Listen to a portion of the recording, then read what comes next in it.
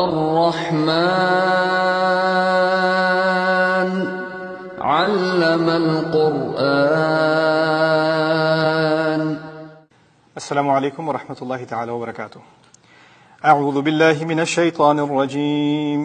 بسم اللہ الرحمن الرحیم. الرحمن علم القرآن خلق الانسان علمه البیان.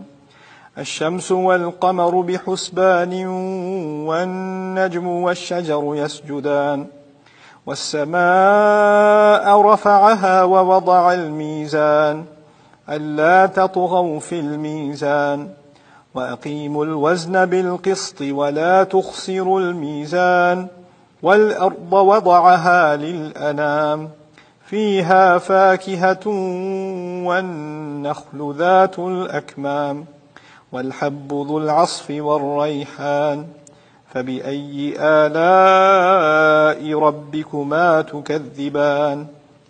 رب اشرح لي صدري ويسر لي أمري واحلل عقدة من لساني يفقهوا قولي. فالحمد لله رب العالمين والصلاة والسلام على سيد الأنبياء والمرسلين وعلى آله وصحبه ومن استنى بسنته إلى يوم الدين. اللهم اجعلنا منهم ومن الذين آمنوا وعملوا الصالحات وتواصوا بالحق وتواصوا بالصبر. آمين يا رب العالمين. ثم أما بعد. ایک مرتبہ پھر آپ سب کے لیے السلام علیکم ورحمۃ اللہ تعالی وبرکاتہ. آج اس نشست میں ہم انشاءاللہ تعالی سورۃ الرحمن کے دروس کی ابتدا کر رہے ہیں. یہ قرآن کی منفرد صورتوں میں شمار ہوتی ہے. اپنے اسلوب کے اعتبار سے، اپنے سٹائل کے اعتبار سے بہت مختلف ہے، اور اس کا جائزہ لینا بھی قرآن میں دو باتیں ہوتی ہیں، دونوں کا لحاظ رکھنا پڑتا ہے. ایک تو بات کیا کی جا رہی ہے، اور دوسرا بات کس طریقے سے کی جا رہی ہے. عام طور پر لوگ بات کا خلاصہ کر کے بس یہی کہہ دیتے ہیں اللہ تعالیٰ نے قرآن میں آخرت کی بات کی ہے، توحید کی بات کی ہے، یا پچھلی قوموں کی بات کی ہے، یا حلال و حرام کی بات کی ہے، چلو یہ سبجیکٹ ہو گیا، ختم بات. اگر آپ اس طرح قرآن کا خلاصہ نکالیں گے تو پھر آپ یہ بھی کہہ سکتے ہیں کہ چلو آخری سپارے کی ساری صورتیں ایک ہی جیسی ہیں، بس آخرت کی بات ہو رہی ہے، یا سورۃ الرحمن میں بس یہ 2-3 باتیں ہوئی ہیں. تو ہمارا زیادہ تر، کیونکہ ہم ترجمے کی طرف زیادہ رجحان ہے ہمارا، تو ہم میسج کی طرف یا میسج کے خلاصے کی طرف ہماری کچھ انکلینیشن ہے کہ چلو یہ بات ہو رہی ہے، یہ بات ہو رہی ہے، پتہ چل گیا قرآن کیا بات کر رہا ہے. لیکن کمیونیکیشن میں 2 باتیں سامنے رکھنی چاہیے. وہ یہ ہوتی ہیں، پہلے کیا کہا جا رہا ہے، اور دوسرا کیسے بات کی جا رہی ہے.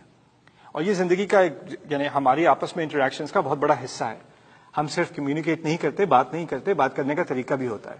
اگر آپ سے کوئی شکریہ، آپ کو تھینک یو کہہ رہا ہے، تو جس لہجے سے کہا ہے اس سے ساری بات بدل جاتی ہے. کوئی تمیز سے کہے، کوئی غصے سے کہے، کوئی طنزیہ انداز میں کہے، لفظ تو ایک ہی ہے لیکن جس طرح سمجھا جائے گا وہ بالکل بدل جاتا ہے. تو اس لیے پہلے اور ان باتوں کو سمجھنے کے لیے اور بات کا اسلوب سمجھنے کے لیے کچھ بیک گراؤنڈ کی ضرورت ہوتی ہے. جیسے ابھی میں اردو میں بات کر رہا ہوں، میری توقع یہ ہے کہ جو لوگ میری بات سن رہے ہیں وہ اردو زبان سمجھتے ہیں. میرے بچوں کو ابھی چھوٹے والوں کو اتنی اچھی اردو نہیں آتی، کچھ بھی نہیں آتی، تو وہ اگر بیٹھے ہوں تو ان کو کیا فرق پڑنا ہے، ان پر آوازیں گزر رہی ہیں کان پہ سے، ٹھیک ہے نا. اسی طرح اگر میرے سامنے 11-12 سال کے بچے بیٹھے ہیں تو مجھے ان کے حساب سے بات کرنی ہے. کوئی بڑے بیٹھے ہیں ان کے حساب سے بات کرنی ہے. اگر کوئی ایسے طالب علم بیٹھے، میرا بھی حلقہ تھا انگلینڈ میں، مینچسٹر میں، کچھ ساتھی ہیں میرے جو قرآن پڑھ رہے ہیں پچھلے 15-20 سال سے، ہمارا آپس میں اکٹھا ہماری گیدرنگ تھی. تو اس میں کیونکہ ہم سارے بیک گراؤنڈ ہیں، ہم عربی پڑھے ہوئے ہیں، ریسرچ کی ہوئی ہے، تو ہماری جو آپس میں بحث ہو رہی ہے وہ میں خطبے میں کبھی نہیں کروں گا، کیونکہ خطبے میں جو لوگ بیٹھے ہیں ان کا وہ بیک گراؤنڈ نہیں ہے. تو بات کرنے کا ایک اسلوب ہوتا ہے. پہلی بات سمجھنے کی یہ ہے کہ کہتے ہیں عربی میں لکل مقال مقام، ہر بات کرنے کا ایک خاص مقام ہوتا ہے. یعنی بات نہ صرف کہ کون سی بات کرنی چاہیے، کیسے کرنی چاہیے، اس کا لحاظ رکھنے کی ضرورت ہے. سورۃ الرحمن کو سمجھنے کے لیے پہلی بات جو سب سے اہم ہے میرے نزدیک وہ یہ ہے کہ یہ سمجھ میں آنا چاہیے یہ بات ہو کس سے رہی ہے.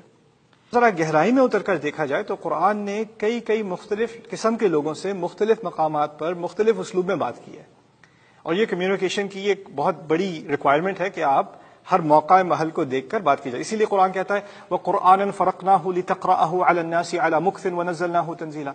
قرآن کو ہم نے بانٹ دیا، اس میں فرق ڈال دیا، یعنی ایک وقت میں پورا نہیں اتارا. یہ لو کتاب فرقناہ، اور یہ کیوں؟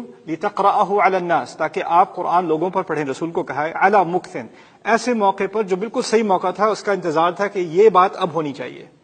موقع محل دیکھ کے کن لوگوں سے بات کرنی ہے، کیا بات کرنی ہے، وہ دیکھ کر.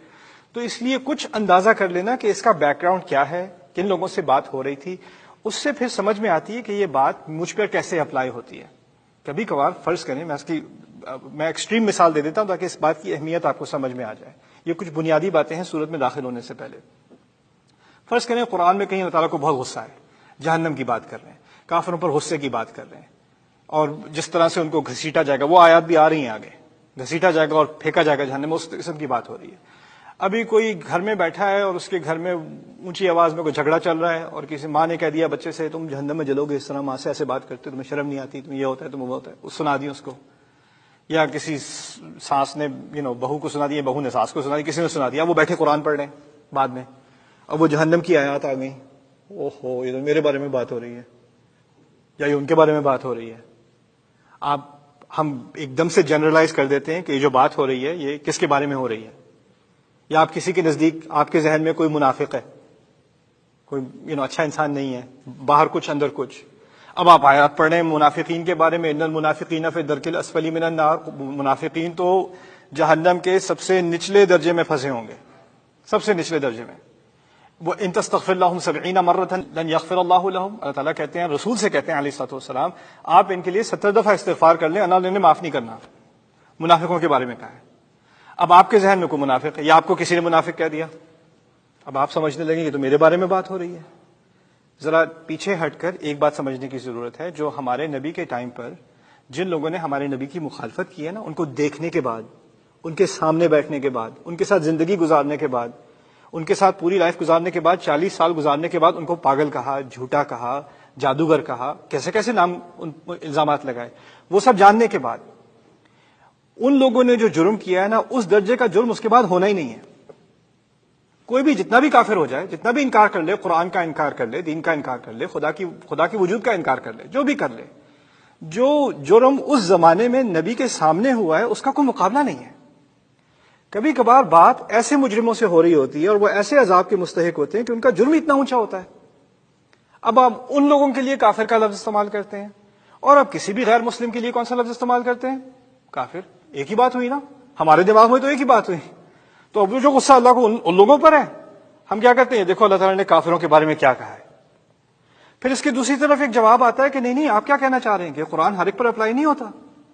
بھائی ہر ایک پر اپلائی ہوتا ہے، لیکن سوچنے سمجھنے کے بعد، ذرا اینالائز کرنے کے بعد کہ یہ اصل بات کس سے ہو رہی تھی، اور اس کا جائزہ لینا۔ قرآن کا اپنا ایک واضح اسلوب ہے، اس کا سٹائل ہے، اس کا آپ صحیح طرح مطالعہ کریں تو آپ کو بالکل صحیح طرح پتہ چل جاتا ہے کس کے بارے میں بات ہو رہی ہے، کس پر غصہ آ رہا ہے، اور کیسے بات کی جا رہی ہے۔ یہ ہوتا ہے، اسی لیے اللہ تعالیٰ نے کہا ہے، خود ہی اپنی طرف سے اللہ تعالیٰ نے خود شکایت کی ہے، افلا یتدبرون القرآن ام علی قلوب اقفالها، یہ قرآن پر تدبر کیوں نہیں کرتے؟ تدبر کا لفظ اردو کا لفظ ہے، تدبر بھی کسی چیز پر غور، سوچ وچار کرنا، غور کرنا، لیکن تدبر کے اصل معنی عربی میں دبر سے نکلتے ہیں۔ دبر کہتے ہیں کسی چیز کے پیچھے کیا ہے، دبرہ، اس کے پیچھے کیا ہے۔ جیسے یوسف علیہ السلام کے قصے میں ان کان قمیصہ قد من دبر، اگر ان کی قمیص پیچھے سے پھٹی ہوئی ہے، دبر کا لفظ استعمال ہوا، تدبر سے ہی نکلتا ہے وہ لفظ۔ کہنے کا مقصد یہ، بات تو یہ کی جا رہی ہے، اس بات کے پیچھے کیا ہے، اس کی گہرائی میں اترنے کی ضرورت ہے۔ اس کو صرف سطحی لیول پر جیسے سنی ویسے بس یہی کہہ دیا، بس قرآن نے یہ تو کہا ہے، دیکھیں ترجمے میں یہ لکھا ہوا ہے، آپ نے نہ کوئی اینالائز کیا، نہ کوئی گہرائی میں اترے، نہ سوچا اس بارے میں۔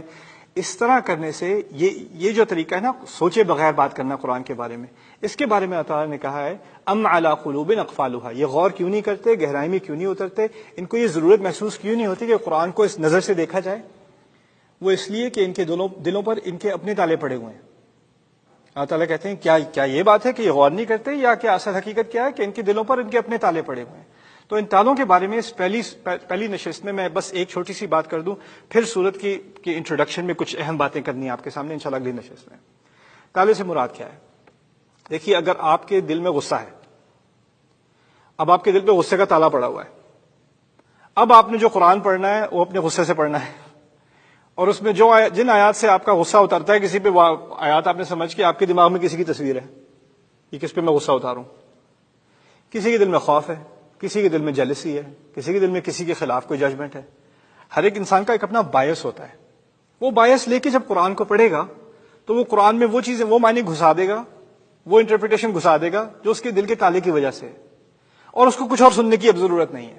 میں نے قرآن کا مطالعہ مجھے اب کرتے ہوئے تقریباً 18 سال ہو گئے ہیں، کئی لوگوں سے ملاقات ہوئی ہے، کبھی کبھی ایسے دیندار لوگوں سے بھی ملاقات ہوتی ہے جو غصے میں آیات کو کوٹ کرتے ہیں، حوالہ دیتے ہیں اللہ تعالیٰ کے کلام کا، اور فوراً پتہ چل جاتا ہے اس کا آیت سے کوئی تعلق نہیں ہے، بالکل غلط استعمال کر رہے ہیں، لیکن اب دل پر تالا پڑا ہوا ہے، کسی کو سنانی ہے تو اب خدا کے کلام سے ہی سنا دو، اس سے اچھی کیا سناؤ گے کسی کو؟ یعنی قرآن کا بھی استعمال اس طرح کیا جاتا ہے. اور جو بیچارہ سامنے ہے جس کو اتنا علم نہ ہو، پتہ نہ ہو، وہ تو سمجھ رہا ہے کہ اللہ تعالیٰ نے بھی مجھے نہ صرف اس کا غصہ مجھ پر، اللہ کا بھی غصہ مجھ پر. یہ ہے ام علی قلوب اقفالها، کیا ان کے دلوں پر ان کے اپنے تالے پڑے ہوئے ہیں؟ اس کے کئی معنی ہیں، ان میں سے ایک مفہوم میں آپ کے سامنے رکھ رہا ہوں. یہ میں اس لیے رکھ رہا ہوں کہ اس سورت کو شروع کرنے سے پہلے میں ایک عجیب بات آپ کے سامنے رکھ دوں. اس سورت کا نام ہے سورۃ الرحمن، آپ کو معلوم ہوگا. اس کا پہلا لفظ ہی الرحمن ہے. اللہ تعالیٰ کے سب سے خوبصورت ناموں میں سے، سب سے نرم ناموں میں سے، سب سے محبت والے ناموں میں سے کوئی بھی نام ایسا نہیں جو الرحمن کے بھی قریب آتا ہو. یہ واحد نام ہے اللہ تعالیٰ کا جو اللہ تعالیٰ کے اصل نام یعنی اللہ کے علاوہ، ایک تو ہے نا اللہ تعالیٰ کی مزید صفات ہوتی ہیں، وَهُوَ الْغَفُورُ الرَّحِيمُ، ان اللہ عزیز حکیم. اللہ کا لفظ پہلے، پھر عزیز حکیم، پھر غفور رحیم، پھر عزیز ذو انتقام اور الفاظ. الرحمن ایک واحد لفظ ہے جو اللہ تعالیٰ اپنے بجائے یہ لفظ بھی استعمال کر لیتے ہیں، اللہ کے لفظ کے بجائے. تو قرآن میں کئی مقامات پر لا يتكلمون الا من اذن له الرحمن وقال صوابا، یا رب کا لفظ استعمال ہوتا ہے یا اللہ کا لفظ استعمال ہوتا ہے، اور خاص مقامات پر الرحمن کا لفظ استعمال ہوتا ہے. تو اس لفظ کی گہرائی میں اترنے کی ضرورت ہے. بارک اللہ لی ولکم فی القرآن الحکیم.